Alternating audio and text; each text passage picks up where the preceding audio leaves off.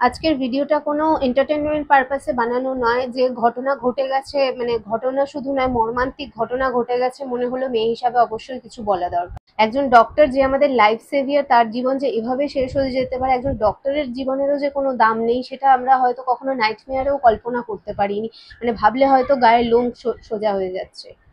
আমাদের সমাজে আমরা একজন ডক্টরকে ভগবানের চোখে দেখি। প্রত্যেকটা ঘরেই কিছু না কোনো সময় এমন পরিস্থিতি যায় যখন আমাদের ভগবানের পরেই ডক্টরকে আমরা মেনে থাকি।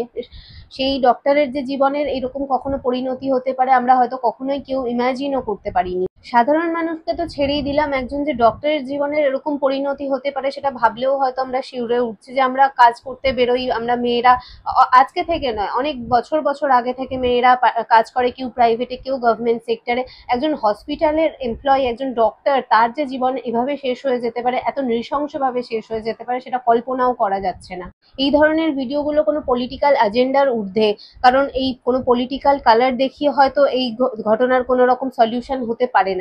জাতি, ধর্ম, বর্ণ ঊর্ধ্বে, সমস্ত কিছুর ঊর্ধ্বে গিয়ে আমাদের প্রত্যেকের উচিত যে যতক্ষণ না পর্যন্ত এই ঘটনার কোনো ভার্ডিক্ট বেরোচ্ছে আর কালপ্রিটরা মানে উচিত থেকে উচিত শাস্তি, কঠিন থেকে কঠিনতম শাস্তি পাচ্ছে, ততক্ষণ এই লড়াই চালিয়ে যাওয়া উচিত। সেটা 1 দিন হোক, 10 দিন হোক, 1 মাস হোক, 6 মাস হোক, যত দিন না পর্যন্ত এই ঘটনার একটা মানে কোনো রকম সুবিচার হচ্ছে।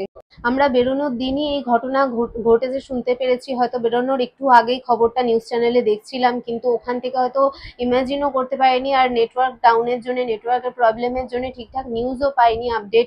ওখানে হয়তো আমরা থেকে কিছু বুঝতে পারিনি ব্যাপারগুলো, যে ঘটনার গভীরতা এত জঘন্য।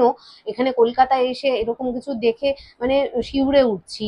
একটা মেয়ে হিসাবে একটা পাবলিক ট্রান্সপোর্টে আমরা যাতায়াত করি, অফিসে যাই, কর্মক্ষেত্রে যাচ্ছি, যে যেরকম সেক্টরেই কাজ করে থাকুক না কেন, গভর্নমেন্ট, প্রাইভেট, এখন কোথাও মেয়েরা সেফ নয়।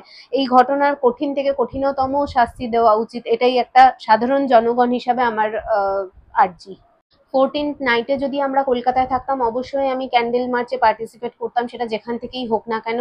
একটা সাধারণ জনগণ হিসাবে আমার মনে হয় সেটা করা উচিত, প্রত্যেকের এগিয়ে আসা উচিত। আর যতক্ষণ না দোষীরা শাস্তি পাচ্ছে, এই লড়াই চালিয়ে যাওয়া উচিত। অভয়া ততক্ষণ না শান্তিতে ঘুমোতে পারছে, যতক্ষণ আমরা তাদের দোষীদেরকে উচিত শাস্তি দেওয়া হচ্ছে। আর এতদিন আমরা দেখে এসেছি যে মেয়েরাই মেয়েদের হয়তো পুল ডাউন করে থাকে, আজকে মেয়েরা মেয়েদের পাশে দাঁড়িয়ে যে এই লড়াইটা করছে, এটা খুব বেশি ইম্পর্টেন্ট। আর অনেক আগে থেকেই হয়তো এটা দরকার ছিল। আগামী ভবিষ্যৎ প্রজন্ম যেন আমাদের সেফ থাকে, আমাদের উচিত যে মেয়েরা মেয়েদের পাশে এভাবেই কন্টিনিউ লড়াইটা চালিয়ে যাওয়া। অবশেষে এটাই বলার, অভয়া যেন জাস্টিস পায়। We want justice at any cost.